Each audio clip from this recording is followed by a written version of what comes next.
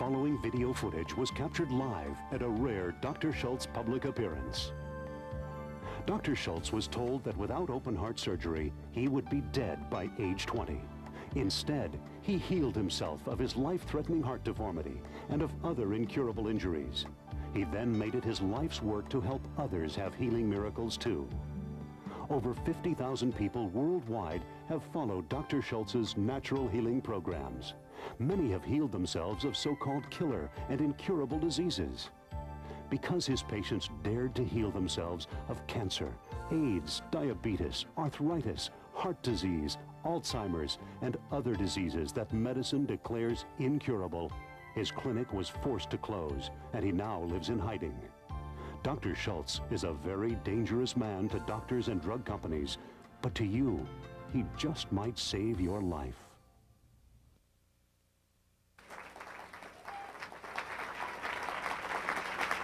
Hey, how you doing? Hi. Yes. Wow. You know, I love you. Thank you for coming. We could spend hours on that part. I'm always clapping, and Sally and I just spent a weekend getting our audio tapes edited and put together for all of you. And the audio engineer kept saying, "Who's sitting next to you doing all that loud clapping?" And I said, "That's me." And he goes, "You clap for yourself?" And I said, "Yes." I said, "Yes, it's not for me, it's for all of us. This is not just me, it's much more than me." I have a box of books in here. I'm going to get myself set up. I have to have lots of things to throw when I get mad.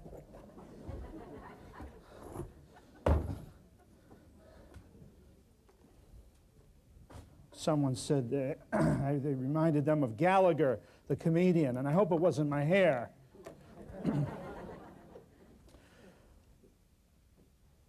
Thank you for making this party happen. I can put out the energy and the desire for wanting this to happen, but it took all of you in here, every one of you, to come here and make this happen. And I really appreciate that. And I really love that. Because we're going to change the world. That's what this is all about. Yes, yes. You know, you saw it last night, there are people here from all over America, all over the world, Europe, Ireland, England, Germany, Australia, almost every one of the 50 states, and that thrills me to no end. Just so you understand this, what I do with all this money is we put it back into these events and publicizing this information. I just want you to know that I haven't spent one nickel of the Crusade money since we started doing this. And what we do with this money, well, you can see we got 3 video cameras here. They've built a room back here that looks like something off the spaceship Challenger, a control room. We have an audio engineer back there, so we're making audio and videotapes for you that then you can use yourself when you lose your natural healing understanding, and then you can also use to torture and brainwash all your relatives and friends and people that you need to spread this word to.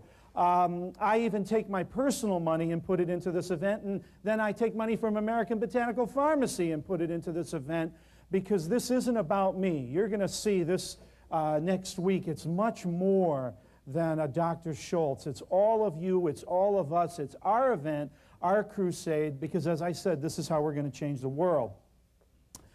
Our job this week, one of the things that I want to do is reveal and uncover the simple truths about natural healing and the power we have within.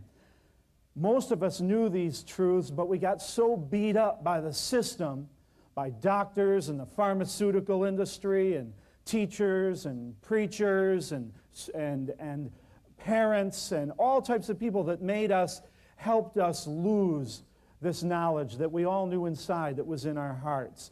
And so this next 4 days, I'm going to work on just tearing it out of each of us so we can live that truth again. That's what this is all about. I am going to fill your tank with natural healing evangelism. That's what you came here for. So when you leave, you are more empowered. In fact, I'm going to flood your tank.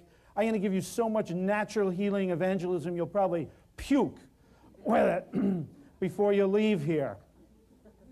That's my goal. I am going to do everything in my power to teach you again the healing power that you're all blessed with, that's inside of all of you, that you can use to heal yourself and help others heal themselves. This power of nature, this power of God, this healing power within us that we got talked out of somewhere along the way.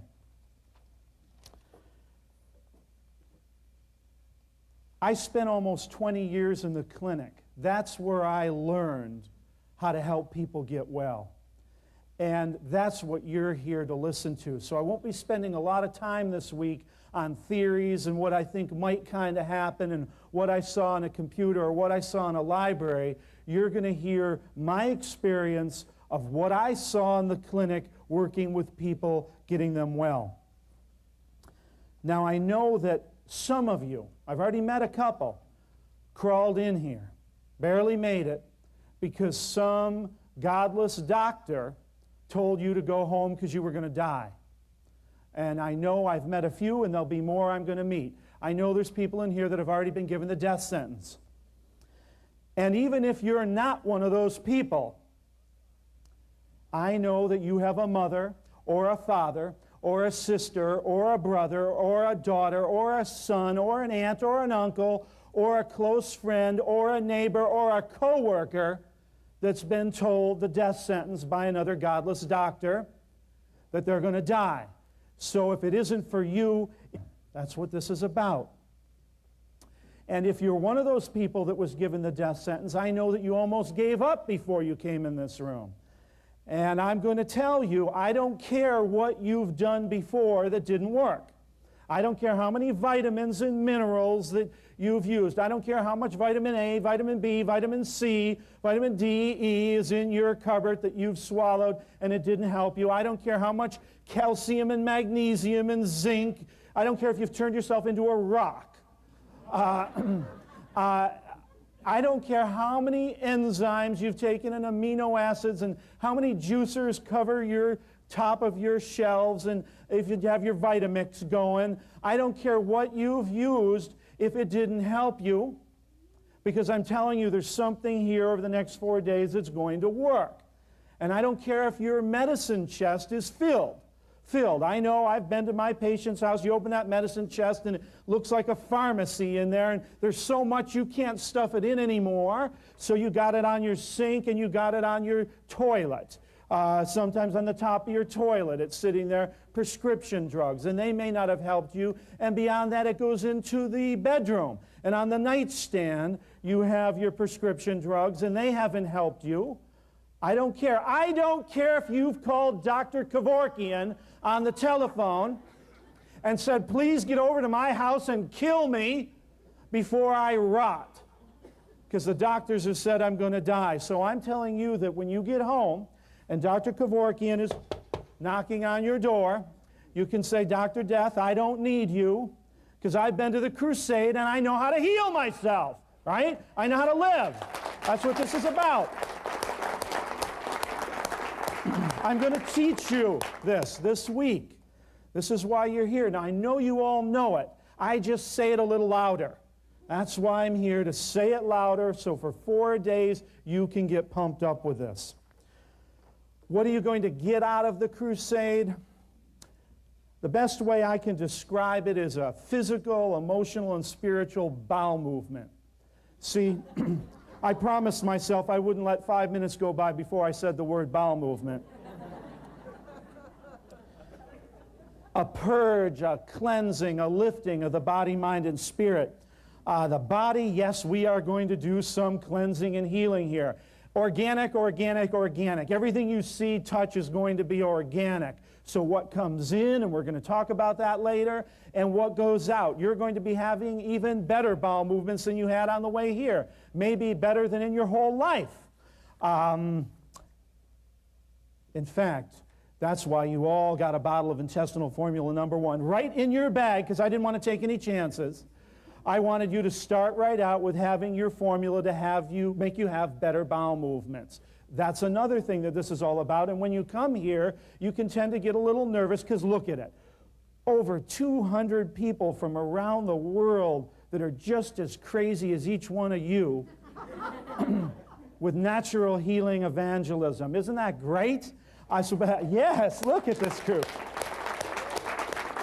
But sometimes that makes us a little bit nervous and we stop our bowel. So I didn't want anybody to get plugged up, because the first thing that happens when you get plugged up here is you get plugged up here, and we all want to take in as much of this as possible. So that's why the intestinal formula #1 is right in your bag, and you can start using it immediately. And hey, I can proudly say that this group, and wherever we go, we have plugged the toilets at every place we've held this crusade. Every place. Yes, yes. You know, it proves my theory. I do not believe that the modern toilet was designed for a person whose bowel works normally. I believe that whoever they tested that on was constipated. Because when I go, the first thing I'm thinking is that all going to flush down there? Now that's a good bowel movement, and a lot of times it doesn't, does it? And we plugged the toilet so bad up here, we plugged every toilet at once. So now we've hired a full-time person to be outside those bathrooms with a plunger to make sure that we can get it down. Now maybe we'll read in the headlines tomorrow, City of Santa Monica sewage system overloaded. Toilet paper wasn't designed either for good, healthy people. Believe me, you've all experienced that one. The mind, we're going to work with the mind too, with new ways of looking. I'm going to make getting well so simple to you that you'll be able to go out of here and really make better choices and understand the power that you have within you. A lot of you have known of Dr. Christopher, the late Dr. Christopher, great American herbalist, one of my greatest teachers. Love the man very much. A lot of people like to think of him as a kind of a gentle, humorous, white-haired, lovely old man. But let me be very clear that this man was a great rebel. Dr. Christopher was a very intense rebel. Dr. Christopher was thrown in jail 6 times for his beliefs in natural healing. Put behind bars 6 times for telling people how to help themselves and their children and their families. I saw that man in prison behind bars for just speaking the truth of nature and God. I have a very dear old friend in this room somewhere named Bodie. And I was riding in a car with him, and he's a very gentle man also, very mellow, very gentle, very quiet. And I was riding with him, and he said, well, you know, this is a war. And I thought, well, that's a very strong statement from one of the most loving, mildest people I know. And then I started thinking about it, and I thought, he's right. I know I've been in jail many times. I know that the doors of my clinic were removed quickly with these big boom. So maybe it is a war. If you're not sure, you could talk to Anisha, this lovely English woman you'll meet back at American Botanical Pharmacy, because she was working in one of my offices when she got badges shoved in her face by government agencies. Yes, while we were celebrating our freedom this last 4th of July, the government came in again and shut American Botanical Pharmacy down again for our freedom. And so talk to her a little bit about how it feels to get government badges shoved in your face. Now, I've been asked by many friends in high places, Dr. Schulze, please don't say those things. Please don't talk about the government that way. Personally, I feel the hell with any government that treats its people like ours has treated us. And this is a bipartisan statement here. I'm not talking about any particular group. I'm not talking about Democrats or Republicans. I'm talking about getting in bed with big business like medicine and pharmaceuticals and taking away our personal rights to treat ourselves the way we want and to treat our children. Do you know that only a few months ago, a family whose son didn't want to be treated, the police went to the door, the paramedics went to the door, they took that child away from the family, they strapped it down with duct tape onto a stretcher and took it away from the parents because the parents and the child did not want to go through the medical therapy. Anybody see that on TV, Connie Chung? Yes, we got a few hands. Absolutely. This is a war. I've said that we need a revolution. And some people have said, well, Dr. Schulze, you're talking conspiracy. I absolutely am talking conspiracy, in case anybody wondered here. Now, I'm on the political soapbox here. Give me a few minutes to be on it. Yes, I am. You know, I'll give you a few conspiracy thoughts here. First of all, whenever I've got paranoid and thought, is this happening? Is this really happening? The truth has always been worse when it's uncovered. Did you ever notice that? You think, well, is the CIA really bad? No, they're not bad. They're just selling cocaine in South Central Los Angeles. Okay? The truth is always bad. I was blessed by one of my patients owned a large bank. And one of the board members on this bank was the head of the largest hospital group, private group in the United States. In other words, this man owned more hospitals around the United States than anybody else. Hundreds of hospitals. And he was speaking in front of a group of doctors, chiefs of staff of hospitals, and I got to sneak in my herbal tuxedo. I got into this black tie event, very quiet, sat in the back. Priest came in and blessed the event, and this man stood up on the podium and he said, because I always like to say a joke first, he said, running a hospital is just like running a whorehouse. You can't make money unless you keep all the beds full. That's the truth. That's what I heard. So when I say conspiracy, don't think for a minute that there isn't an organized conglomerate of businessmen and women out there trying to figure out how to cut you up, burn you up, and mutilate you and take all your money before you die. I've seen it. I've seen my patients. I've seen it happen in my family. It's happening out there. We had a bad earthquake here in town, real bad a couple years ago. Destroyed my clinic, leveled everything. There was a hospital in town, and it was on the news when this hospital got damaged by the earthquake so bad they had to get all the patients out. There were 200 patients in the hospital, and they got to send 187 of those patients home. Only 13 were transferred to other hospitals. What were they doing in there? Yeah. I gave a lecture a few years ago in England. And it was a quite intense lecture. 2 people fainted. Fainted while I was speaking. Must have really got on my soapbox there. After the lecture, the person who put it on said, there's someone here, a gentleman that would like to speak with you for a few minutes, and I think you should talk to him. And he introduced himself, and he said, I'm the Queen's physician. And I said, oh, terrific. And he said, could I have 2 minutes of your time in a side room? And I said, okay. And he said, you know, you're a very dangerous man, Dr. Schulze. He goes, do you realize you're speaking anarchy? You're speaking revolt? And I said, yeah, you must have heard my lecture. Really, it got sunk in.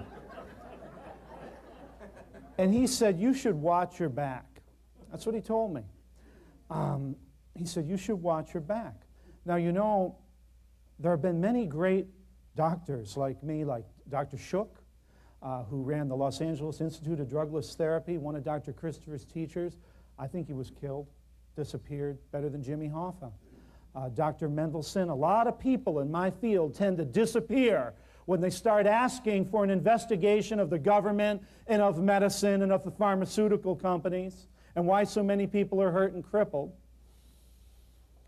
And so I do watch my back, and I watch my front, and I watch my sides, and I have a lot of great people you've already met and I'm going to introduce later that work with us. And they watch for me, and all you are watching for me. But if someone gets down this aisle, I just want you to know that Mr. Glock here is going to watch me too. I will not be the first one to go down. I want you to know that. It isn't going to be me.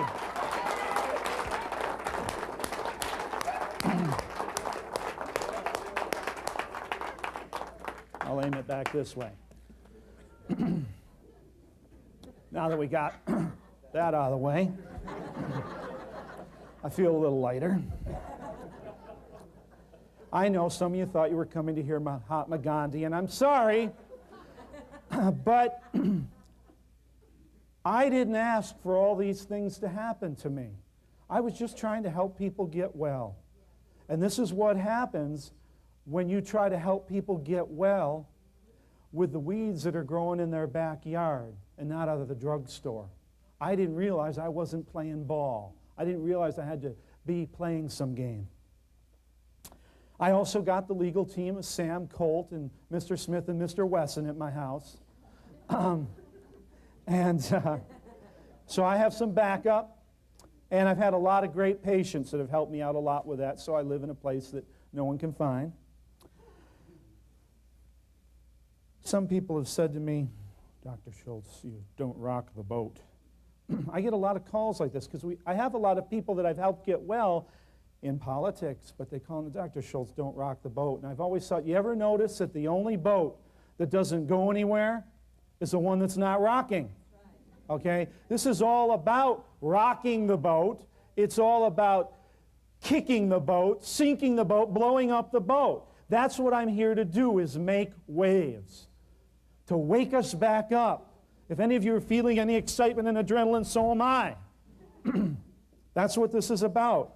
I don't want you to go back. You bet it's a war. I don't want you to go home thinking the same thoughts you did coming in here, that I'm not doing my job. The enemy, yeah, the butchering, killing medical doctors and the pharmaceutical drug cartels, they're the enemy. Do you know that last year in the United States, more people were killed by doctors and drugs than all the people killed in the Revolutionary War, in the Civil War, in World War I, in World War II, in Korea, in Vietnam, and in the Desert Storm nightmare last year alone?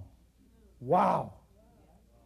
Think about this for a minute. I'm here to present you with some thoughts that should rattle us.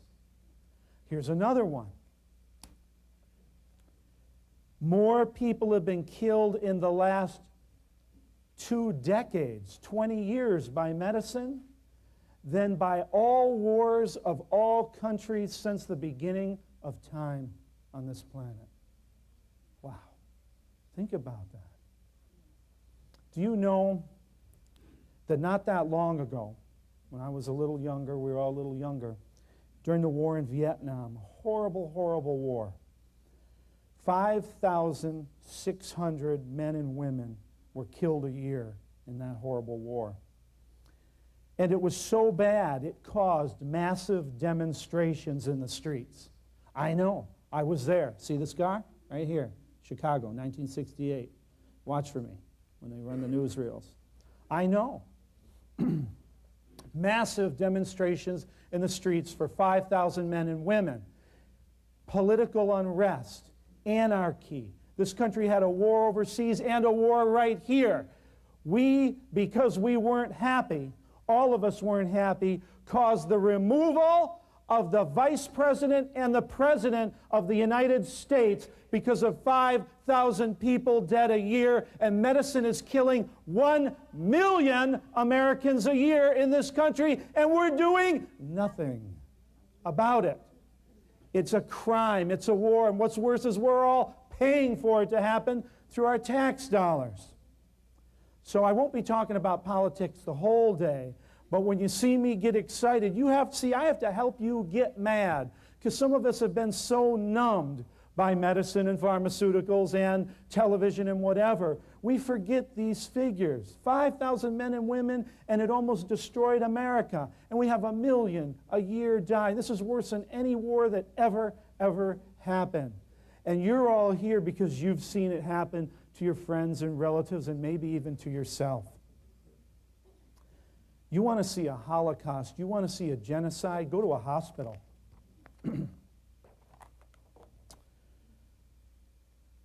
Few people have said, Dr. Schulze, you make me feel uncomfortable. Well, hallelujah. Praise the Lord, because that's my job. That is my job, to make people feel a bit uncomfortable. I got here because I put my foot harder in my patient's rear end than anybody else. That's what it takes. We have to get uncomfortable before we can understand this. You want to feel uncomfortable? You ought to come inside here for about 2 seconds. That's intensity. I can feel it. And I'm going to tell you all the stories very soon about how I got here, what I'm doing here. But I would like to read you. You have a nice booklet here of a lot of my favorite handouts, but I'd like to read the welcome to you. And you can read along with me if you want. It's page 1. And you don't have to. You can sit back and breathe and close your eyes, whatever you want. But this is an important message for me, and so I want to read it again myself. Because remember, this is more than just Dr. Schulze speaking to you. You'll feel it. This isn't an event. This is a happening. I am not in charge here. And you'll see that. I am not in control. All the volunteers see that, and you will see that. This is an event. It's bigger than me. I could have retired already. Okay, I'm not doing this for the money. This is a blessing. And here's, yes, amen. And here is a little letter. I want to thank you for making my dream come true, because I know what a wonderful world this is, and I know that healing and health and laughter and love is natural for us. That's our natural state of being. I've known this since I was a kid. I've always felt this. And I knew that I was going to share this gift with you. I've felt it all my life. It's a gift that all of you came here with. You just need a little more encouragement to let it explode out of you like it's exploding out of me, to manifest it, to feel it, to breathe it, to live it, and release it and share it with everybody when you leave this crusade. From the beginning of our lives, we are bombarded with the lies of mankind. And boy, was I. They tried to get me every way they could. And we believe these lies to be true. So I know that many of you in here have at one time or another thought you might be crazy. Because while everybody was lining up for their medicine and pharmaceuticals, you were feeling like, this doesn't feel good in my heart. This doesn't feel right in my soul to have these organs removed. And you weren't going along. That's why you're here, because you couldn't take it. Our parents, I heard it from my parents. Our teachers, boy, my teachers almost got my mind out of my head. They almost got me going against myself. Our preachers, our leaders, they've all had us vaccinated with a poison worse than any bacteria or virus known. A disease that's lies buried deep within all of us in every cell of our body, mind, and spirit. And this disease is distrust, is disbelief. We no longer believe in God. We no longer believe in nature. We no longer believe in the healing power that's inside of all of us. And I'm going to show you some herb books here, and the herbalists are telling you not to believe in that. We'll read those later today. And this disease has corrupted us. It's infected us through our every being, every cell of our body. And our healing can only come when we are willing to trust again in God and nature, and trust again, believe again and have the strength again to love again. This is what the healing is going to come from. These abilities, I feel, again, are the natural state, but we're also paralyzed, mesmerized, hypnotized, numb, and dumb. We're just walking around, okay, well, I woke up, I guess I should take Dayquil. Well, I go to bed, I should take this other one. And, oh, well, I can't, when I eat this food, my stomach burns, I better take more of these pills. We've all just become a machine. We've lost our common sense. And that's what this week is all about, is common sense. Now, I know that all of you have taken many steps to change. That's why you're here. And this week, I'm going to ask you to take one more. Few of the things I'm going to say this week might feel a little uncomfortable on Monday. They'll feel better on Tuesday, and by Wednesday, you'll feel it coming through your body. And if you don't, let it go. Get rid of it. I'm just going to give you my experience here. This is my dream, and so I'm just asking you all to take one more step this week, a little bit further out than you've dared before. That's what I would like. Many people say, where did you get all this passion and all this enthusiasm and all this excitement? As I was on my way here this morning, I could see this building from about a mile away, and I looked up at the top, and I said, there's 250 people up there waiting to play about natural healing, waiting to hear more about natural healing and the power. And someone said, doesn't that frighten you a little bit? And I thought, I can't wait to get there. I can't wait to get to this party. I was sitting at every red light going, I can't believe it's another red light. I wanted to get in this place. So people have said, why are you so passionate? Why are you so excited? What is this enthusiasm you have? So let me tell you where it came from and how I got it. When I was 11 years old, had a wonderful life, fairy tale life. Mom and dad, very poor, but they loved the heck out of me and my brother and had a wonderful life. But when I was 11 years old, I woke up in the middle of the night. I heard a horrible noise. I ran in. My mother was crying. She was on the telephone, and my dad was screaming. And I got in bed, because that's where I always went when I felt unsafe, was into my parents' bed. And I held my dad, and he was crying and gasping for breath. I remember he had sweat. His whole body was sweating. Then he threw up on me, and he was gasping. My mother was crying, trying to get a doctor on the phone, because he had been under doctor's care. And he was screaming, and then he lost bladder control, and then he lost bowel control. And I held him for 3 hours, and he looked at me in the eyes, and he said, the last thing he said was, he goes, I'm dead. And he slumped over. And I'll never forget that. That was my first experience with mortality. I couldn't believe it. This was my dad. And to watch him die in such a horrible fashion at 11. And you know, only a few years later, when I was 14, the same thing happened to my mom. She died of a massive heart attack. And at 16, I was in trouble. I started having pains in my chest. I didn't understand it. And I started having pains in my jaw. I thought I was having tooth problems. And then the pains were radiating down my left arm. And one day, the pains got really great, and then I saw my vision come in, and I fell over and passed out. And it got to where I was passing out almost once a day, and then once or twice a day. And it got to the point where I was falling over about 3 times a day, and I knew I was in big trouble. And I went to the doctors. And I went to the hospital and the cardiac specialist, and the doctor said to me, we better do some tests. So they did stress tests and cardiograms and x-rays and everything you could do at that time.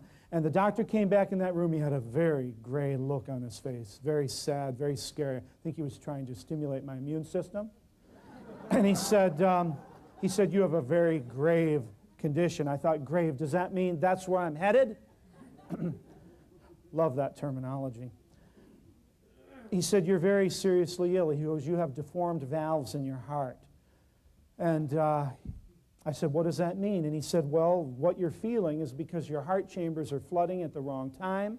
And he said, you need to have surgery. And I thought, wait a minute, there's got to be a lot of other things I could do. And he goes, if you don't have corrective surgery on these valves, by the time you're 19 or 20, you'll be dead, because there's no way this heart, the way it's flooding and it can't pump the blood, could pump the blood to an adult body. And being that you're 16, that's how you're surviving. So immediately I'm thinking, well, there must be other things. And I thought, what about my Aunt Hattie? See, I had an Aunt Hattie. She was really my great aunt when I was a kid. And all my grandparents were dead, but my Aunt Hattie survived because she was crazy, because she never drank tap water, ate her vegetables that she grew herself in the back. You know, she was nuts. And when we got sick, she'd grind up all sorts of weeds and stuff them down my brother and I's face, and we'd try to kick at her. She was an herbalist. We called her a witch. But, you know, we always got better. And so I said to the doctor, do you think my Aunt Hattie can help? That's what he did. He just laughed at me. He just laughed at me. And I said, well, you know, I had bronchial pneumonia once, and she had me better in 2 days. I said, you know, and I went on about Aunt Hattie, and I saw his eyes go off. And I said, well, there must be something. What about exercise? I know I don't exercise a lot, but I'm willing to exercise. I'm willing to exercise a lot. What about eating different? I'd seen health food stores starting to open up, and I heard about that. And they tested my cholesterol that day, and it was over 300, my cholesterol. I was trying to pump mud through my veins and arteries. I didn't know. And he said, listen, listen, listen. There is nothing that can help you except surgery. And they explained the surgery to me, and it was horrifying, cutting my ribs in half and taking a jack and jacking apart and sticking a knife in my heart. But he convinced me there was nothing else to do. So what are you going to do when your doctor says that? So I admitted myself to the hospital, and I sat in my room depressed, and they gave me drugs to take. And on my wing were all the other young people with bad hearts. So I got to meet them, and I met a real nice guy. His name was Bob. I'll never forget him. Wonderful man. And Bob and I became friends. You need a friend when someone's going to take a saw to you. And we became friends. And Bob was scheduled for his same surgery before me. The week before, I remember he had his surgery. The doctor came into my office with that horrified look on his face and told me that Bob died during the surgery. And I don't know what this felt was. I thought I was having a heart attack, but it was fear. And it started in my toes and came all the way up to my head. I lose bladder and bowel control. And I thought, now wait a minute. Dad died, Mom died, Bob died. Who's next? It doesn't take a genius to figure this out. So I said, okay, no problem. He shut the door, and I was like, I got my clothes on, and I was gone.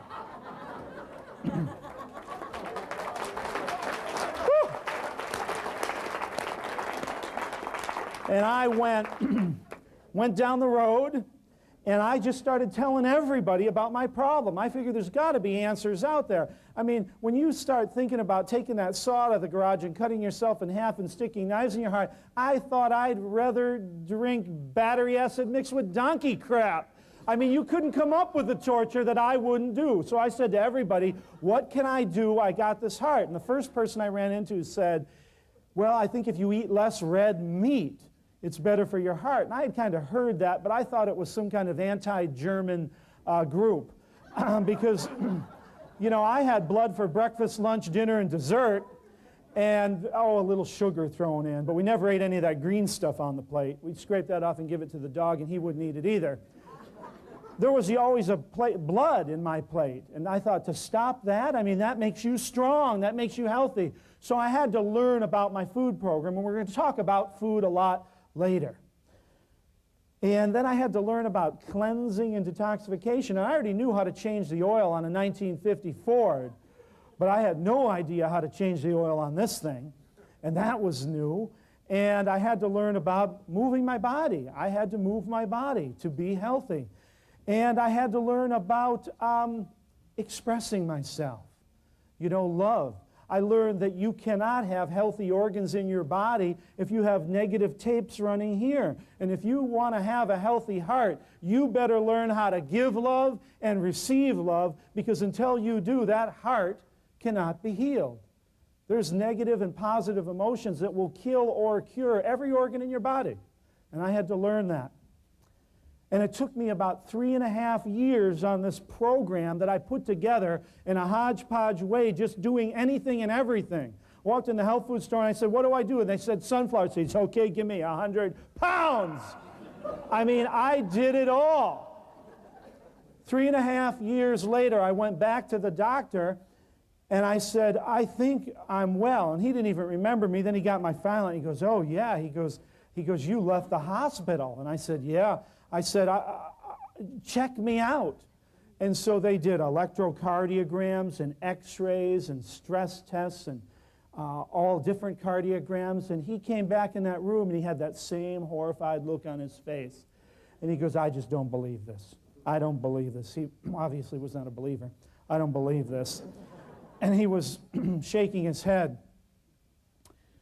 He said, if I didn't have the test results, if I didn't have the pictures of this deformed heart, I would have never believed it. But he said, your heart's perfect. Your heart's fine. There's no deformity in those valves. It's like someone put new valves in your heart. And I said, wow. I said, I knew that. And he said, how did you know that? And I said, well, listen to what I did. And I started telling him about some of my Aunt Hattie's routine. And then I started telling him about the carrot juice and some of the things. And I could see him writing, obviously, delusional, mildly schizophrenic. I could see him writing. He didn't care how I healed myself. That wasn't his business. That wasn't his job. His job was knives and baboon hearts and drugs and nitroglycerin. That was his job. This wasn't his job. He goes, you've had a miracle. And I said, yes, I know. But I said, I did a lot of work to make that miracle happen. God helps those who help themselves, right? I did a lot of work to make that miracle happen. He had a very, very shocked look on his face. So I left. Now I'm going to skip a little ahead in my timeline here so you understand about this passion and enthusiasm. Because a few years later in naturopathic school, I was making an ointment with a big 5-gallon pot of oil. And I walked out of the room and left it on high by accident. And when I came back, the oil was boiling and in flames.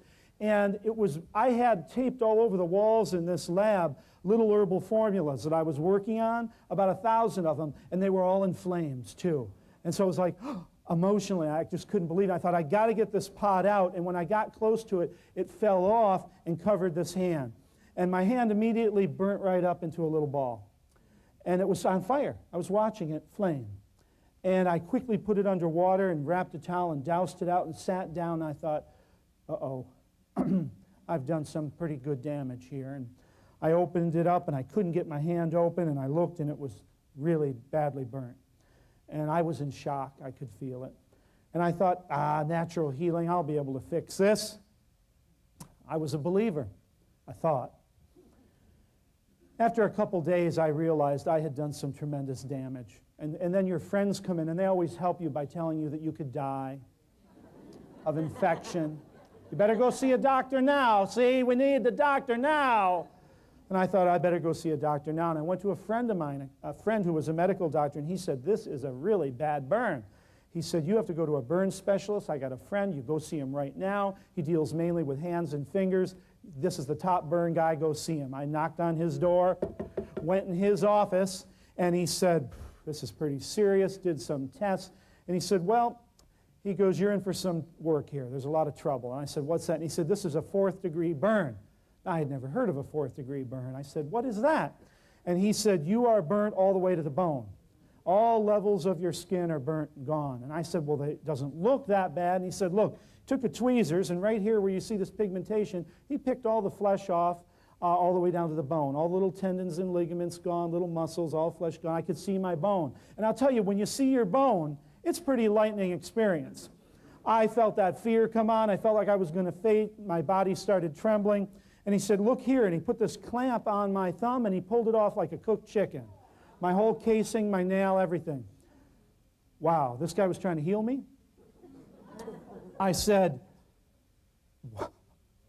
my hand. And he said, that's 4th degree.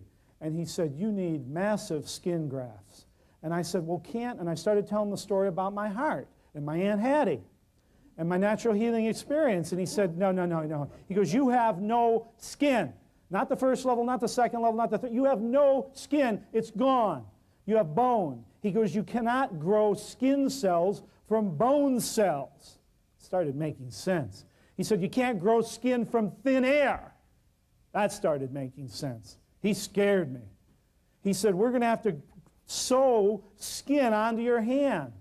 And after about a half hour, I thought, sew it on. Just give me a hand. I can't take this. Give me a hand. And he said, okay. He convinced me. And he said, will you take your pants off?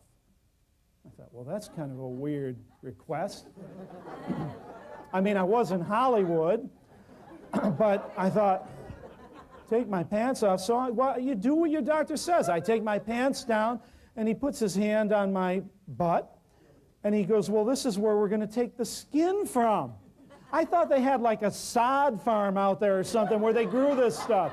Or I thought when you died in an auto accident, they just kind of skinned you, and then they put it on somebody else. It's bad enough to have a burn-off hand, and now he was going to carve this beautiful butt of mine? I don't think so. And that's again when that natural healing bell went off, and I thought, here's another doctor telling me that my body and God and nature won't fix this, right? So I left, and I went home, and I worked, and I worked, and in 30 days I had skin over this hand. They said it was impossible. And I went back to that doctor, and I said, look. And you could see it was like he had a physical shock from a battery pack under his chair. He went, and I said, look, 30 days, I got skin on this hand. And he said, I have never, ever seen that in my 30 years of practicing medicine. And I said, you've never seen it because all you do is sew people's asses onto their hand, right? I mean, how can you see the power of nature and God and your own healing ability if you don't give it a chance? This is about trusting and believing again, right? And I started to tell him how I did that. And I could see him writing insane, mildly schizophrenic, same thing. He didn't want to hear it. I had some good stories about this, about crying and pooping and all these things. He didn't want to hear it. About love, and when after a week I had to learn how to love this hand again, because I was holding it out there thinking, I'm fine, it's just this hand that's all messed up. And I had to learn how to love this hand again and give it some kisses to fix it. He didn't want to hear about the kisses either. Now let me skip a little bit further ahead in my timeline. Part of my exercise program, I thought, I want to ski. I saw a Warren Miller video. I wanted to hit the slope. So I took lessons, and I love lessons because I want to learn. Took a lot of ski lessons, got pretty good, and joined the NASCAR amateur races. And I was at Deer Valley, Utah, on one of the amateur races. I thought for sure I could win one of the medals. It wasn't going to be gold. But I thought, all I got to do is get to the bottom of this hill faster than anybody else. How hard could that be? And I'm going down, and I'm doing the bamboos and hitting the bamboos, and then got one turn left, and I'm looking at the numbers. I shouldn't have been looking there. I am on my downhill ski. I got my full weight forward. I'm feeling great. That's what I heard. Just this big. Next thing I woke up, I was in the hospital. And there was a doctor holding my leg, and it was like this, dangling. And I thought, uh-oh, had a lot of snow around me. Turned into a human snowball. That's the story I heard. He said, you have really destroyed your knee. He was trying to build my immune system again, I think. He said, it's bad. He goes, it's so bad, we don't even want to look at it. He goes, I'm going to splint you, and you get back to Los Angeles and go see the best orthopedic group in the world. They're right there in L.A. They work on a lot of athletes. Go see them. I thought, okay. Came back to L.A., went to see the guy. They took an x-ray, and he said, you've done it. He said, it doesn't get much worse. He said, you have torn out your medial collateral ligaments all on the inside of your knee. He goes, they're gone. He said, you've torn up all your interior cruciates right here in the middle of your knee. He goes, they're gone. It's spaghetti. He goes, you've torn your cartilage. You've torn your meniscus. He said, there's just a little skin and some outside ligaments that are just holding your leg on. He said, it's gone. He said, this is about as bad as it gets. He goes, you need to get surgery immediately. We're going to admit you right now. I thought, well, wait a minute. Isn't there something? Maybe my Aunt Hattie's got something for here. I don't know. I started telling him about my hand and my heart, and he said, I understand that, but this is different. He said, this is a physical damage to your knee. You need to have it surgically repaired. And I thought, well, wait a minute. What about all the love? I'm going to love this knee and herbs and juices and all the things I'm going to do. He goes, look, he goes, I'm not going to kid around with you. He goes, I deal with injuries like this all the time. He goes, it's bad. It's real bad. He goes, you know, if you don't get it fixed immediately, there won't be nothing left to fix. He said, in fact, these ligaments are so broken and so far apart and so destroyed, we're going to have to take the ligaments out of a dead body and sew them in your leg. And now I was in the room with Dr. Frankenstein.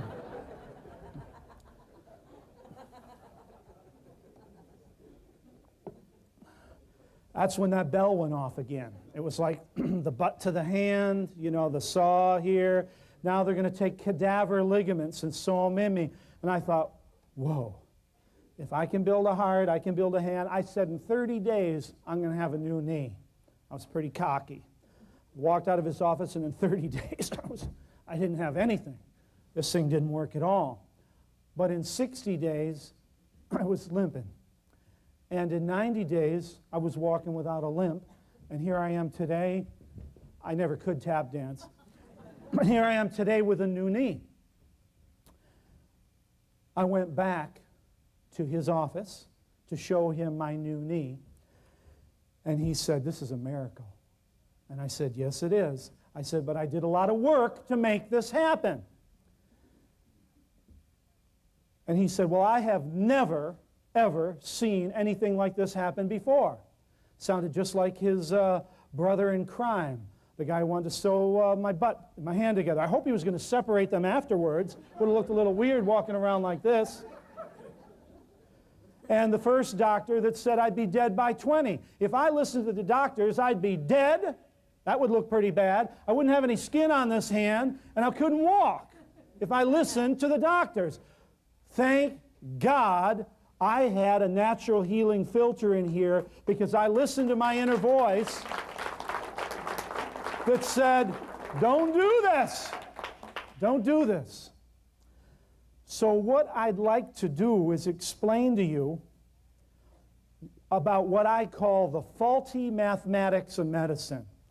Now, the handout for that is near the beginning of your book, but you don't need it. You know, handouts, some people like to look at them, some people don't.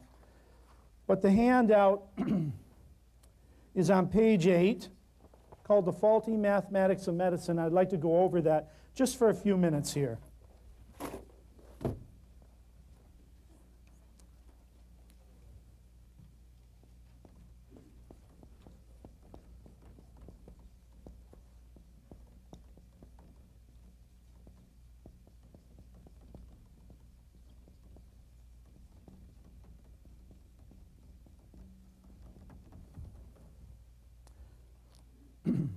One of the first things a doctor does when you go to a doctor is called a diagnosis.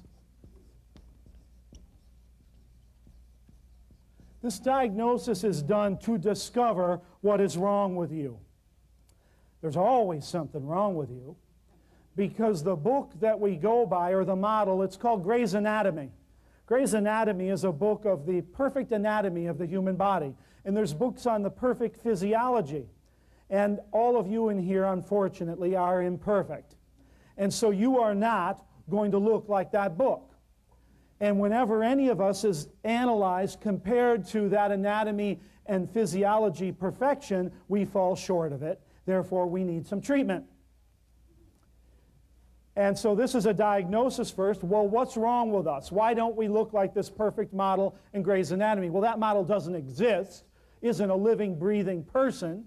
But that's what we're compared to. So we get a diagnosis. This is what's wrong with you. I have heart valves that are deformed. I have no skin. on my hand. I have a destroyed knee. Then they give you what is called a prognosis.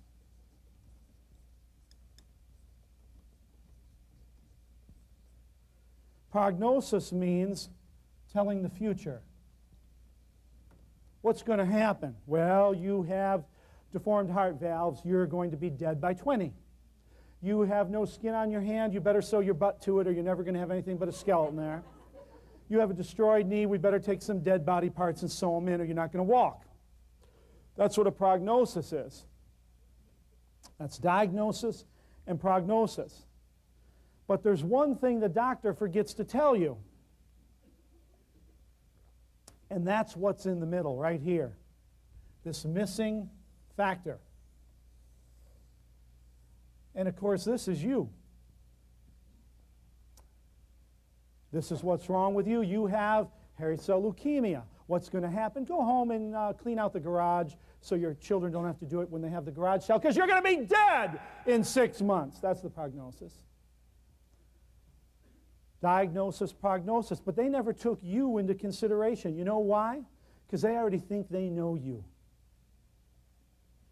They think you are the average American.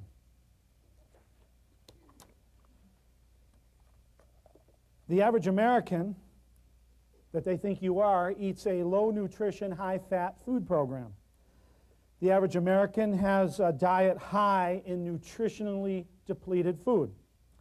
The average American drinks 300 soft drinks a year. The average American eats 170 pounds of white refined sugar a year. The average American eats 400 candy bars a year. The average American eats 500 donuts a year. And since I don't eat any, somebody's eating 1,000. The average American will stuff 12 entire 3,000-pound cows into their mouth and down in their gut and try to poop them out in their lifetime. 12 entire cows. The average American will take 6 entire pigs, try to chew them up and swallow them and crap them out. The average American will take 3,000 chickens and other birds and put them in their mouth, and another 3,000 aliens from under the sea into their mouth and chew them up.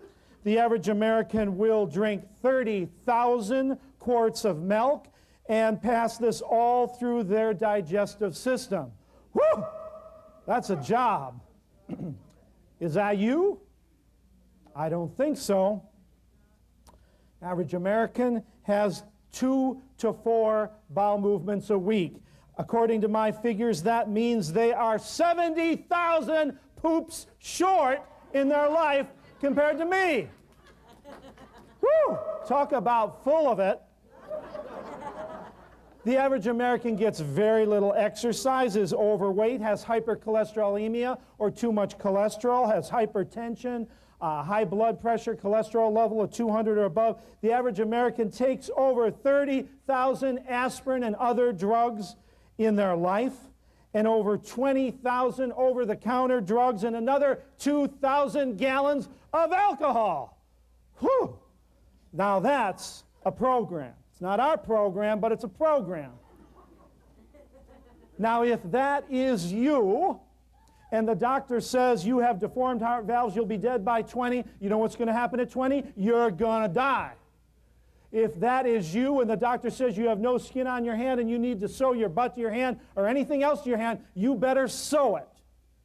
And if that is you and the doctor says you have no ligaments in your knee, it's wrecked, it's gone, you'll never walk again, you better sew anything onto that knee if that's what's going to get you to walk again.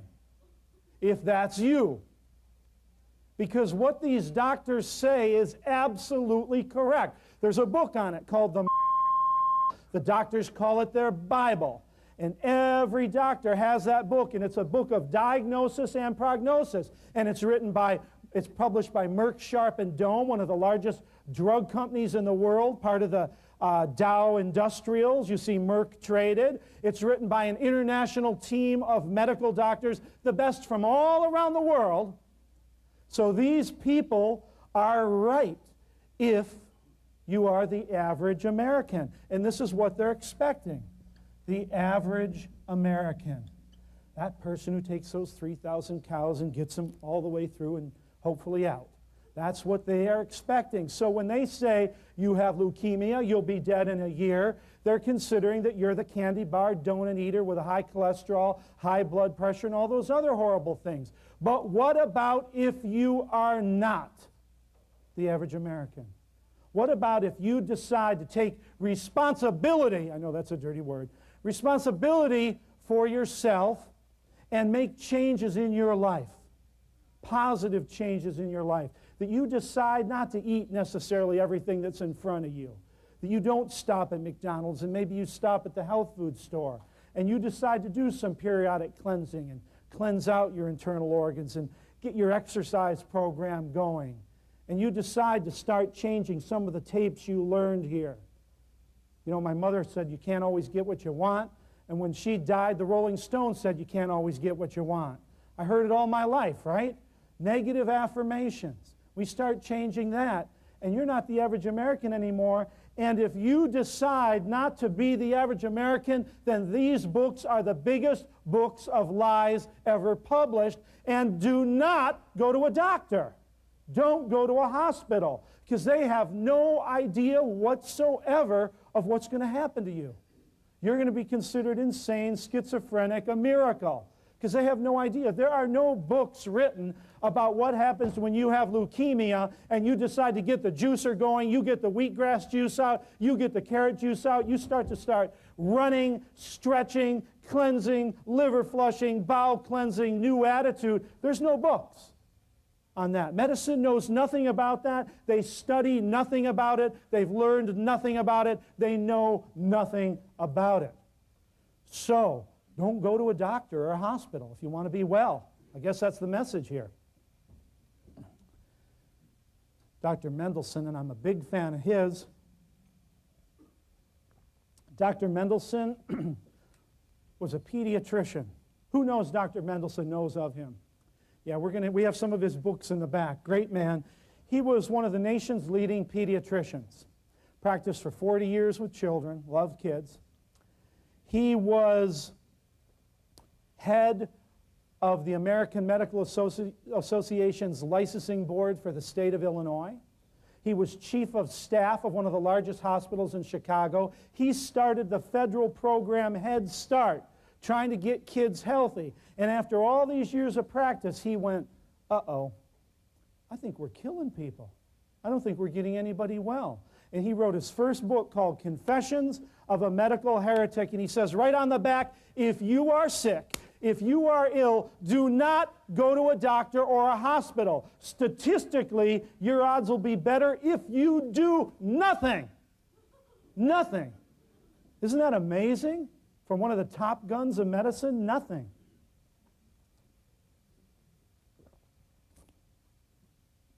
Now, what about if you do something? I know that's a radical thought, but what about if you do something? See, if you have a disease and you're the average American and you go to the doctor, I can tell you your future. They're probably going to kill or maim you. If you have a disease and you do nothing, you'll live longer. That's what I saw with my patients. My patients that just let the tumors and the cancer grow and rot them outlived the people I knew that took the chemotherapy and did all the treatment. And there is no statistical evidence today that proves that chemotherapy works for anything. Here's a government report I have right here from the General Accounting Office of the United States. The United States' Statistical Investigation Department on breast cancer and chemotherapy, and they say right here, how is this possible? That is what would explain our consistent finding that there is no observable improvement in breast cancer patient survival, even though the use of chemotherapy has increased rapidly in the last 10 years. It doesn't work. In fact, it makes you worse. So let's look at this again. You go to a doctor, your time is less. You do nothing, your time is more. But what about doing something? What about making some nice choices in here? for this new, healthier you.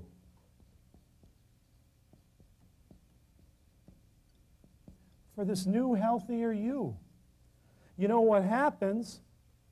You saw it. You heard it right here. And I know many of you have some great stories. Because I got the new heart valves, and unless I'm dead, and unless this is heaven, I'm still ticking here. And the doctor said I'd be dead at 20. And I'm not. I'm alive. And I got the skin on the hand, and I got the new knee. This is why I have this enthusiasm and passion and excitement about natural healing. I watched my parents die at the hands of doctors, and I watched myself live at my own hands with my belief in nature and God. And now I've seen it with thousands and tens of thousands of people all around the world. And this week, you're going to hear a lot of great stories of miracle healings about them, about what I've experienced, and I know that I got some good ones right here among you, and I can't wait to hear them too. It always amazes me when people will even go to a doctor. It really amazes me. What's the prognosis for AIDS? Death, okay.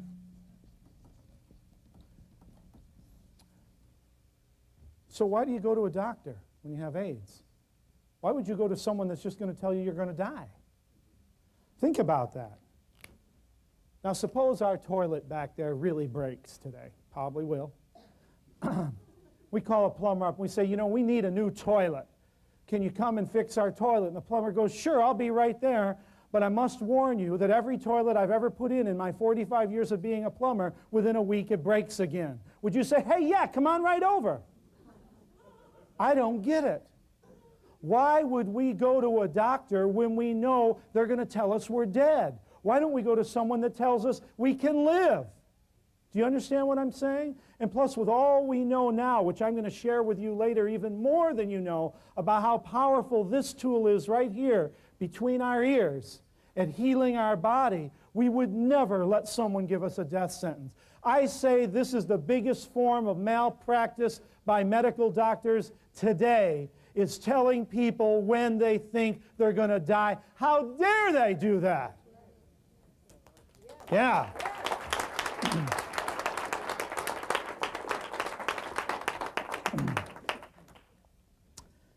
So after I healed my heart, I'm going to tell you a little bit about my life here. After I healed my heart, this is what I heard. Knock on my door. One of my friends said, I can't believe the story I heard about you and your heart. I said, it's true. Here I am. They said, do you think you could help my uncle? My uncle has heart disease. And I said, yeah, let's do it. I know the heart disease program, the Dr. Schulze heart disease program. I figured it out. We did the program. His uncle didn't have to have surgery. Got better. Next thing I heard another knock on the door. It was one of my relatives that had been diagnosed with cancer. Did the program. They went into remission. Oh, and it also worked for cuts and scrapes and all sorts of other things. What I learned is your body's incredible ability to heal itself. But I started getting a lot of knocks on the door. Pretty soon the knocks came from people I never met before. And I thought, well, you know, I would like to go to school and learn more about the body's ability to heal itself. And I had heard about a great doctor out here in California named Bernard Jensen, and some of you, I think, just came from hearing him. Wonderful. Yeah. What a wonderful, wonderful, beautiful man. And I went to Dr. Jensen's to study about natural healing. You know, first in New York, I followed a man around named Paavo Arola, who was an incredible natural healer from Europe, and boy, was he a butt kicker. That's when I really learned. Someone told me that sympathy comes between shit and syphilis in the dictionary.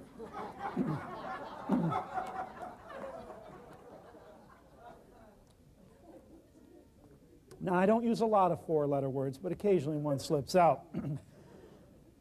I never saw sympathy get anybody well, but I saw a good kick in the butt do it just good. And I saw Paavo even wind himself up for him a few times, and he helped Many people get well. And then I went out to Dr. Jensen's, but I had a problem. I had a 1960 Pontiac. It didn't run very well, barely got me across town. How was it going to get 3,000 miles to California? And I just prayed, and it happened. My radiator leaked so bad I had to stop every hour and let it cool down and put new water in, and my brother was with me, and it stopped leaking after about Oklahoma, and then I found out later he was putting his gum on the holes, and it must have fried them shut to some degree, because we get about 150 miles before the car sounded like it was going to blow up. Got all the way out to Dr. Jensen's. It cost $900 to do his entire training that summer. I had no money because I spent it all on gas to get there. I went into Oceanside, the town near where Dr. Jensen was. I went to a car lot and I said, what can I get for my car? And the guy says, the best I can give you is $900. Yes, thank you. I took my $900, I hitchhiked back to Dr. Jensen, I paid his wife the $900, and then it dawned on me while everybody else was going to their motel room. So I noticed when I went in his ranch that a dog was burrowing in the hedge at the front, and I thought, if the dog can do it, so can I. So for the months I stayed and worked with Dr. Jensen, and he still doesn't know it to this day, I burrowed myself into his hedge in the front and slept there. I showered with his hose, and boy was it cold, but that's hydrotherapy. And I borrowed some of his organic food from his backyard in his Hunza gardens, but I recycled it and gave back.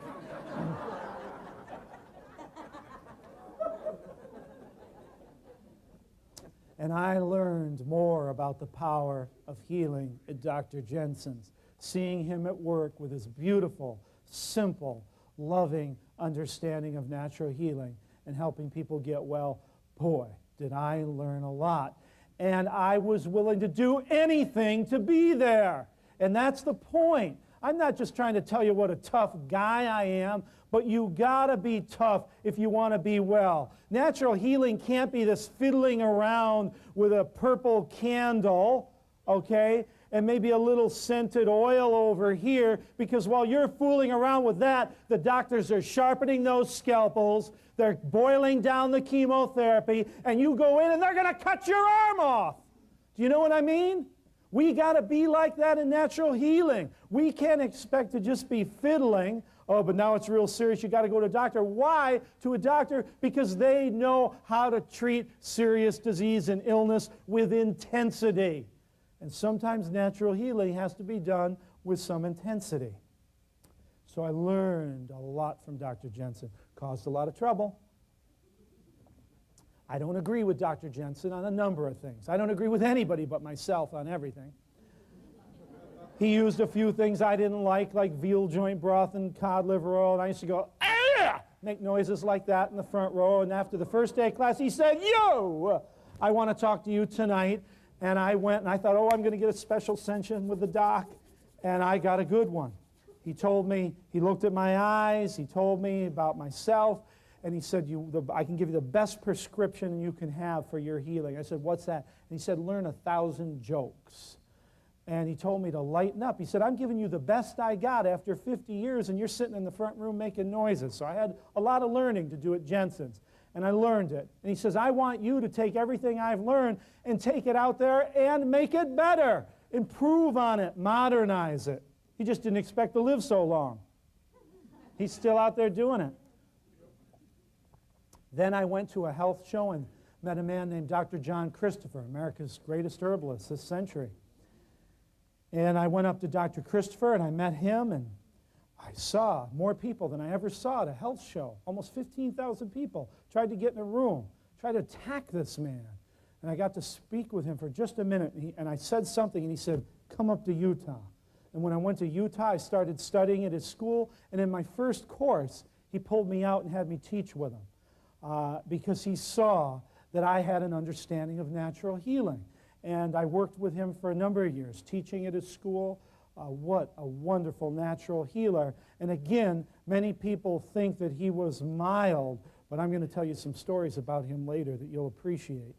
I got to do everything at his clinic. I remember once a boy came crippled, had its spine severed at birth from an early surgery to save it because of a heart problem, and they slipped with a scalpel and cut its spine, never walked, 12 years old, and I took that boy in his wheelchair and I wheeled him into the stream that was coming from a melted glacier out back of the school, and 3 hours later in that classroom with herbs and that stream treatment, his legs started twitching. Okay, I got to do some things like that at Dr. Christopher's. If Dr. Christopher was alive today, he'd be kicking my butt to turn up the intensity. That's the kind of man he was. He'd be kicking a few other butts for lessening the intensity. He was a great man. His son, David, used to leave during a lot of my classes. He said he was afraid that we were going to get sued. We never got sued. We did get thrown out of every place we ever held the school.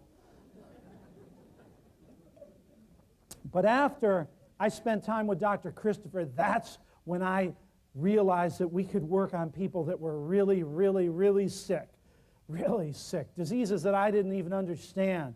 And that's when I started working with more incurables. And for the last decade of my clinic out in Malibu, I worked almost specifically with people with degenerative disease that were told they were going to die by a doctor. So I always say that, you know, while I was in the clinic, most of my colleagues were writing books. I have a lot of friends in the herbal world, well, I used to. They have decided not to practice because practicing is very tough legally, especially if you start working with people with cancer, because you know that you can't be cured of cancer, diabetes, arthritis. That's the official law. There's no cure for those diseases according to medicine. Yeah, but see, I was getting those people well. I was giving them the information they needed and kicking them, and sure enough, they were getting well. So I was causing trouble. And that's why I got shut down. My clinic was like a speakeasy. The windows were blacked out. Poor Anisha came over from England to practice. She thought she was going to be pouring some lavender oil in a cobalt blue bottle. And I had people walking in that were so dead. I mean, we used to have rags filled with pus in the bathroom and blood and bottles of worms so big they looked like snakes.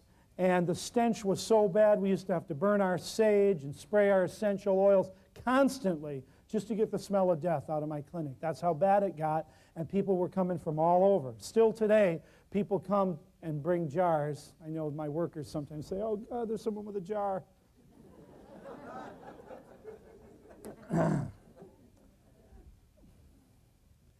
I learned a lot of practical experience.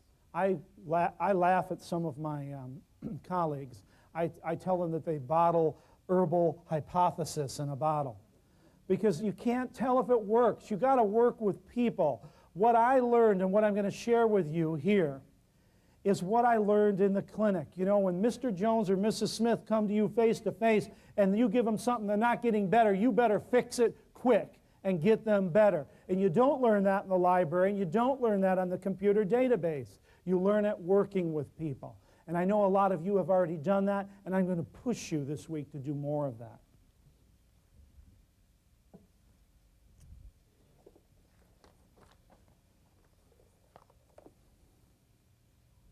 Thank you. This is a dangerous seat because sometimes this stuff just all goes, but then it's the most exciting seat in the house, too. I had a feeling you were going to be in this seat, too. Okay. Let's start talking about natural healing. Let's start talking about natural healing and what I learned of what natural healing is. You know, the word natural has probably been bastardized more than any other word in the English language. Pretty soon we're going to have natural cars and natural hammers. You know, you put the word natural on something and you're guaranteed a few million more dollars, right? So the word is meaningless. So what is natural healing? I thought we'd spend some time today figuring out what it is. In fact, before we figure out what it is, we should probably look at what it isn't. What natural healing is not. Alternative medicine. That means that it's an alternative to regular medicine. But that doesn't necessarily mean it's natural. What few friends I have left, I usually lose in this part of the lecture. On page 5 and 6 of your book, you're going to see Anisha's, an excerpt I took from her master thesis on homeopathy. You know, homeopathy, many parts of the world, people think is herbs. Come on in. Think is herbs. Many people think homeopathy is herbs. Well, homeopaths do use herbs, but they use a lot of other substances. The founder of homeopathy was a medical doctor, and to this day, I believe it is almost impossible, once someone has had any medical training, to think natural. There's a couple. I don't think this man was one of them.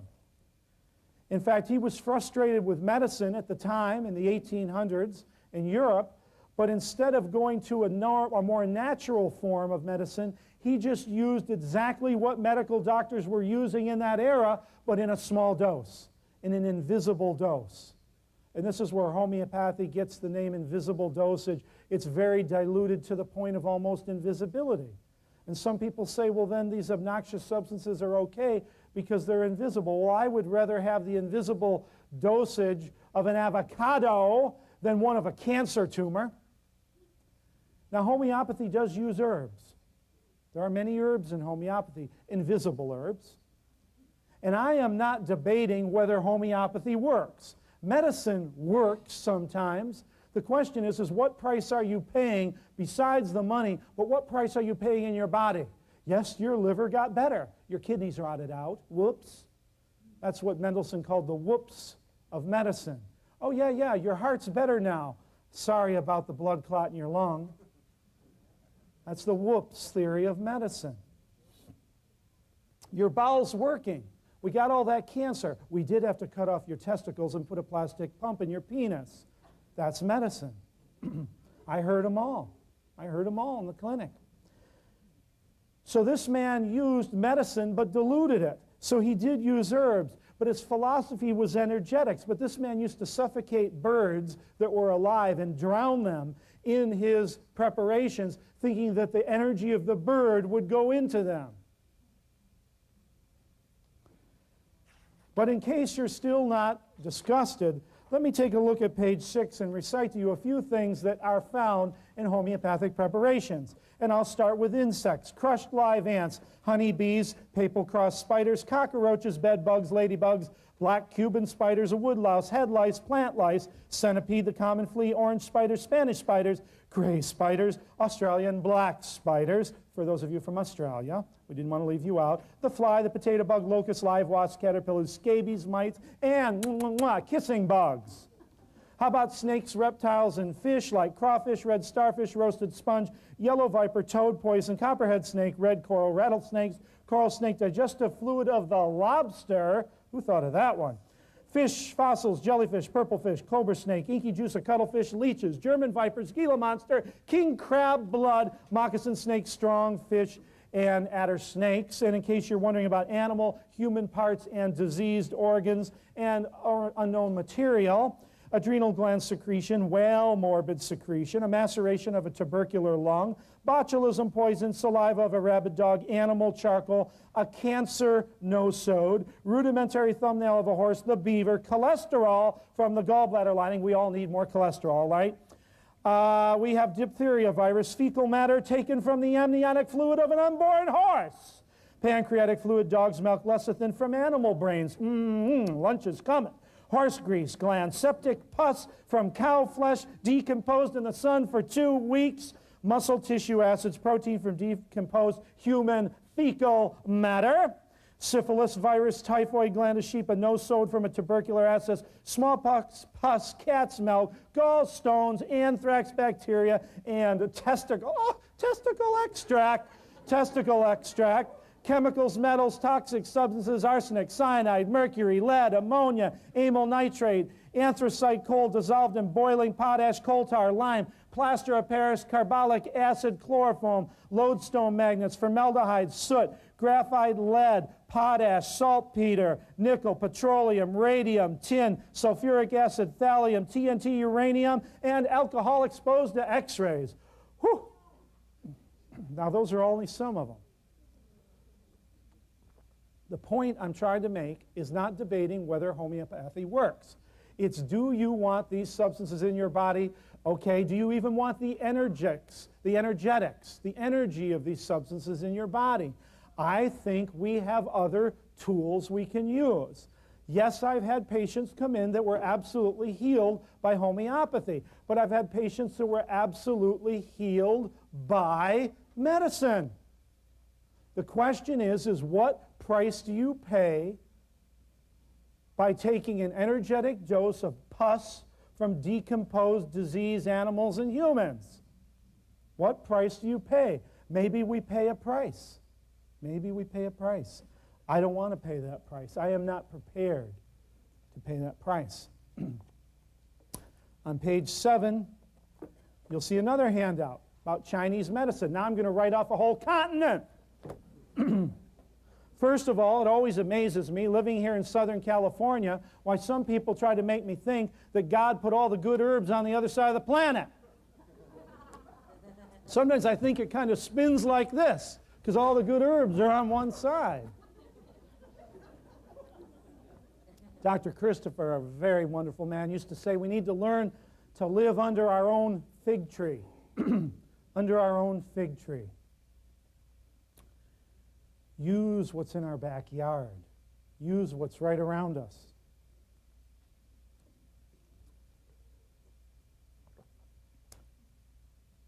All the peoples of the planet use traditional medicine. And traditional medicine mainly included animals.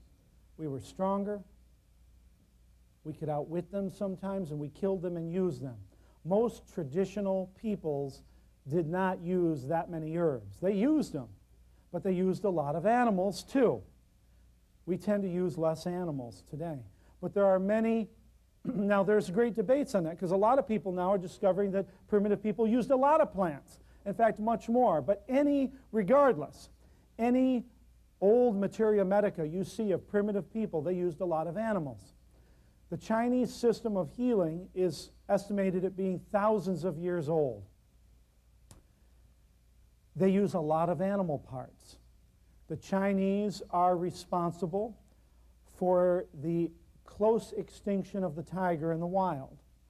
The Chinese believe that the tiger will make you stronger. And they use the tiger whiskers, and the tiger skin, and the tiger bones, and they use the tiger penises, because they think that a tiger penis eaten is going to help a man have a better erection. So they eat a lot of tiger penises. And many people say, well, they don't do that anymore. But a friend of mine named Samuel LeBuddy went up to Chinatown in San Francisco, and over half of the herb shops found tiger parts and tiger carcasses. And the tigers are protected now, so the Chinese, and we'll say Asians in general, went after the rhinoceros for the rhinoceros horn, because we still needed to find something, they thought, to make that penis hard. So they went after the rhinoceros horn, and they killed rhinoceros all over Africa. In fact, the Kenyan and Tanzanian governments right now are doing their best to keep all their rhinoceros alive, and they're failing at it. And they've gone around and dehorned all the rhinos and cut their horns off so they wouldn't be killed. And they're still being shot by poachers from helicopter gunships, and the stump is dug out. I mean, this is crazy. And so we're almost losing our rhinoceros. It's a very old system of medicine. Let me read you. There's a big Chinese herb shop right here in town. Let me read you a few excerpts from their Chinese herbal tonics sold at their Chinese herbal emporium. We have supertonic herbs such as deer antler. That's kind of odd. Never thought a deer antler was an herb. Pearls are very special herbal substances. See what I'm saying? There's a lot of people that have a lot of ideas on what herbs may or may not be. If you're wondering why the cover is black, because, you know, I get sued enough. So we black out a few covers. Here's an interesting statement out of the same book. This formula contains 41 herbs, 3 of which are male animal sexual organs. That's a different concept than what I call herbs. In fact, in this book, I found gecko, that little lizard that crawls around California. I found cordyceps, fungus off the head of caterpillars, deer antler, dragon bone, which is fossilized elephant or mastodon bone, placenta. Wonder where that comes from. They didn't say what kind. Tortoise shell, seahorses, fish. This is not herbs. But I had many patients that had decided not to eat animals, but they were using this type of preparation. In fact, if you fly into LAX, at one of the terminals, they have a booth put out by one of our government fish and game saying, don't buy Chinese medicine because it contains a lot of this material, and I see it all over. So I'm not trying to condemn a group of people. I'm just saying this is 1997. Whatever year it is, it doesn't matter. We don't have to destroy animals and eat them to be well anymore. We don't have to do that. We can stop that practice. Some people say, well, Dr. Schulze, suppose there was like a big nuclear war and all the herbs were burnt up. And what would you do? And I think, I'd kill them and eat them. Are we talking survival here? No. We don't have to do that. Oh, I mean, come on. I saw a few serious looks. Uh-oh, cannibal. I didn't know he was a cannibal. The point is, there hasn't been a nuclear war. The point is, we have plenty of herbs, and until that time comes, if it ever does, we don't need to partake in that. It's time to dig a hole and bury these ancient systems of medicine that evolve around the killing, mutilation, and torturing of animals. That's the point.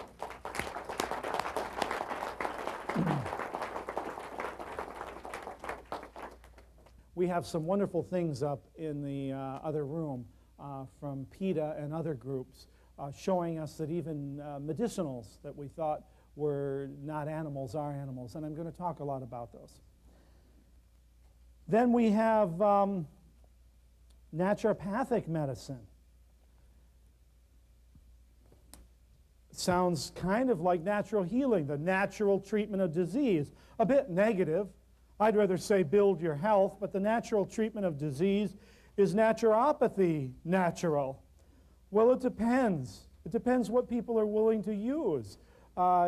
The point I'm making here is you have to start using this. You can't just say, oh, this is homeopathic medicine, it's herbal, it must be good for me. Oh, this is Chinese medicine, it's an ancient system, or it's Ayurvedic, it's an ancient system from India, must be good for me. Oh, this is naturopathic, it must be good for me. You're going to have to start being responsible for what's in the bottle, reading the labels, and if it isn't on there, call the manufacturer.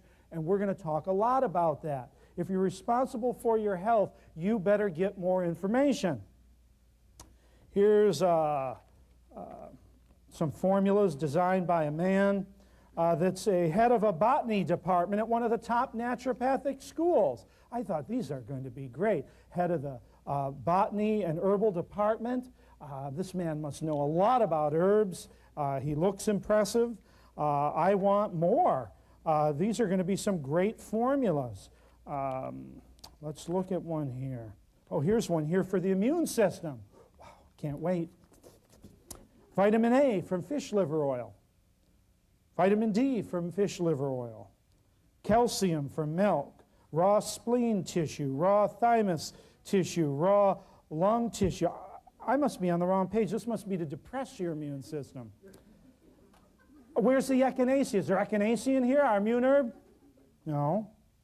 Any garlic? How about garlic to build the immune system? No.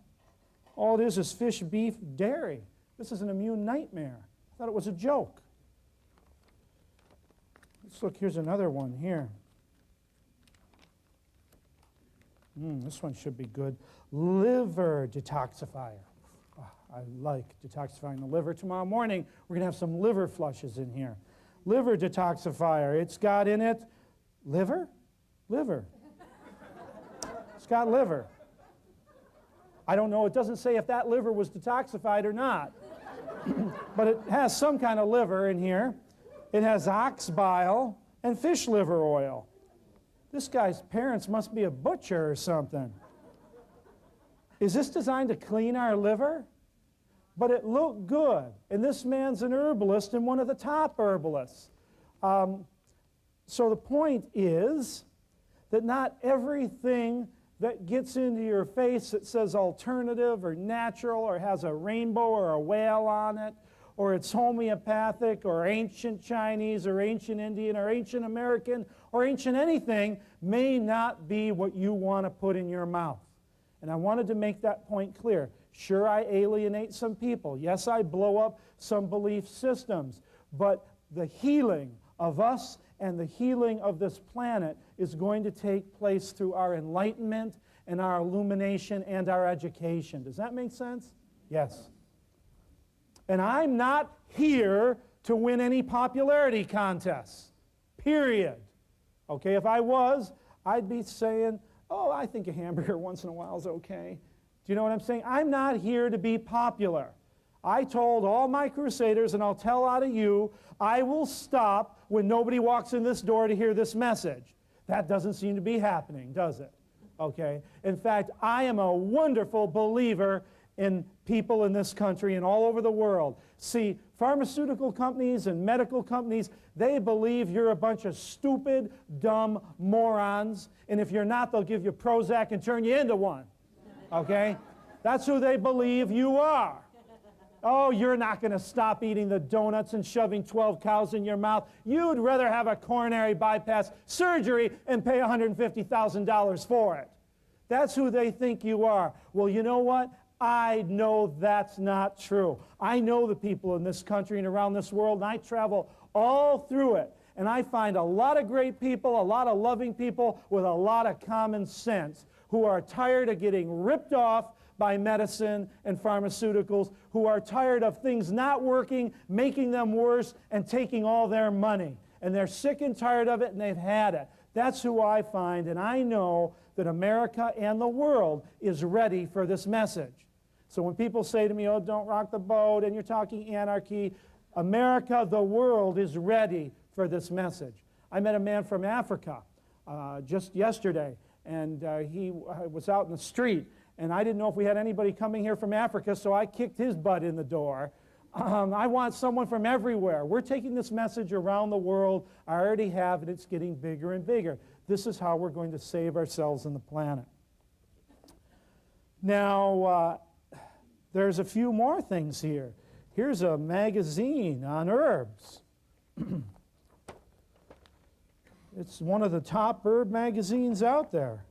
I'm excited. Let's see, the first herb article. Ricin, the deadly toxin from castor bean. Ricin, the deadly toxin from castor bean. It's listed in the FBI as the third most poisonous substance known. This natural toxin is considered 6,000 times more toxic than cyanide, 12,000 times more toxic than rattlesnake venom. Boy, I better make sure I don't mistakenly get some of that in me. Oh, well, let's go on to the next article here. Oh, boy, here's a person who had that toxin and had to have a liver transplant. Thank God for doctors. Oh, and here's someone who ate poisoned mushrooms, and they chopped them up in their spaghetti sauce, almost killed him. Okay, let's get on to herbs. Caution with homemade oils. If you make your own garlic oil at home, you could get botulism. Holy moly. God, Dr. Christopher taught me how to do that. I've been making it for years. I better stop.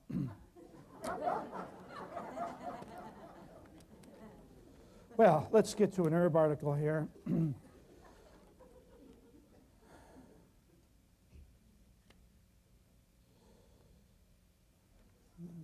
try to find an herb article here.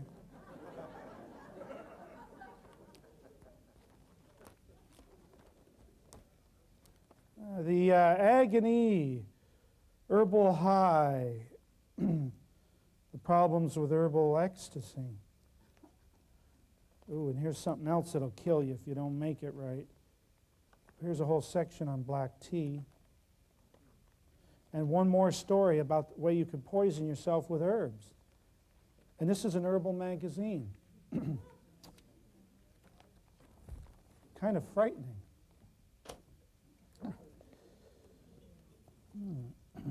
Oh, here's a book here. The videos, try not to do any too close-ups on these, or we'll have to edit them out because another lawsuit. Now, here's a book about herbs.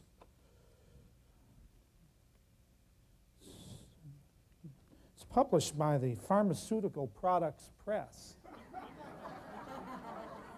This is one of the biggest sellers of herbs out, but let's look at, oh good, aloe. Hey, it's got aloe to start, A-Z aloe. Aloe. The aloe, using aloe in treating most conditions has not been verified.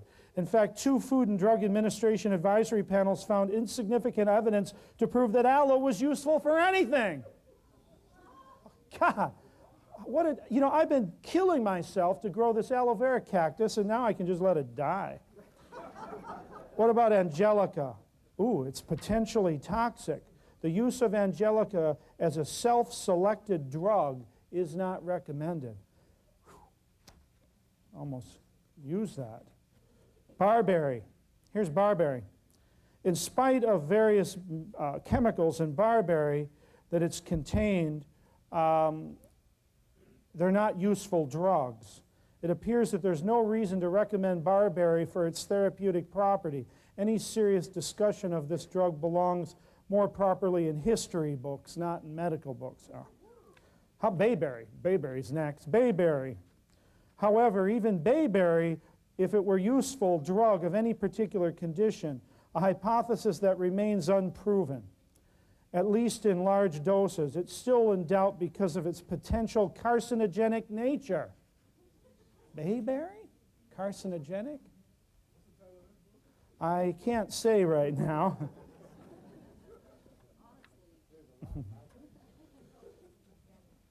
Black cohosh. Ah, Dr. Shook talked about it. Dr. Christopher's favorite.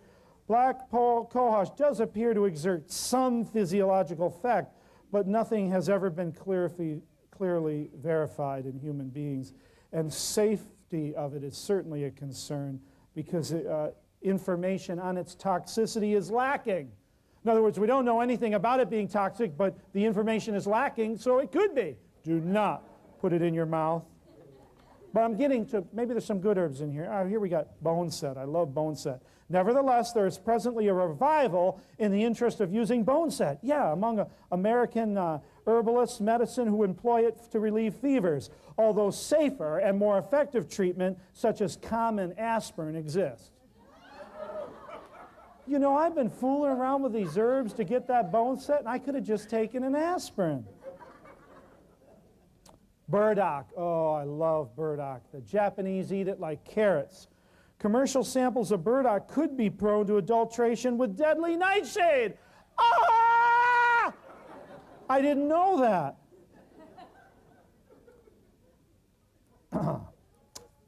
Capsicum, cayenne, my favorite.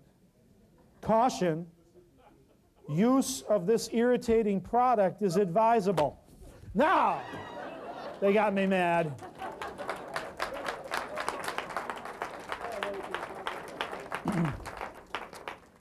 Same author.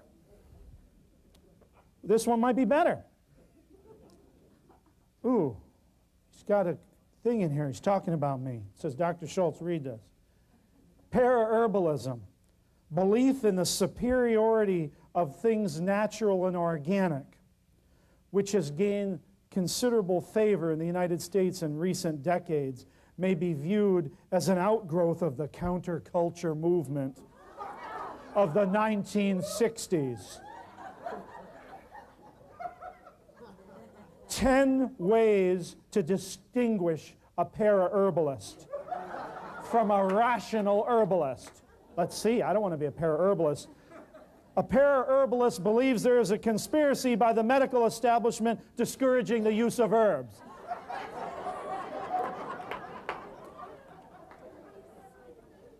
I haven't said anything like that. A para-herbalist thinks whole herbs are more effective than their isolated active constituents. A para-herbalist thinks natural and organic herbs are superior to synthetic drugs. Para-herbalists think that the moon is significant, and the way the planet rotates, and making tinctures by the moons. And there is no scientific evidence supporting this assertion. Para-herbalists think tests in animals are not applicable to human beings because there are differences between us and animals.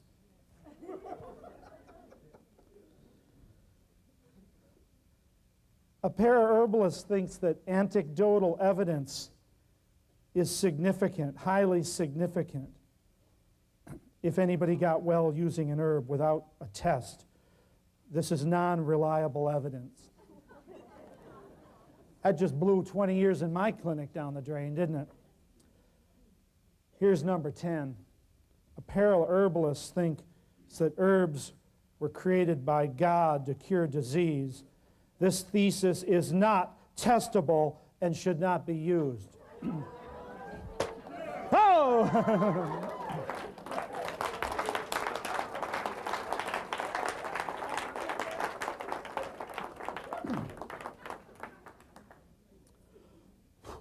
I don't know where these come from. What's the point I'm making here? There's a lot of herb books out there. A lot of herbal magazines. I'm just wondering how much the pharmaceutical industry paid these people to write this stuff.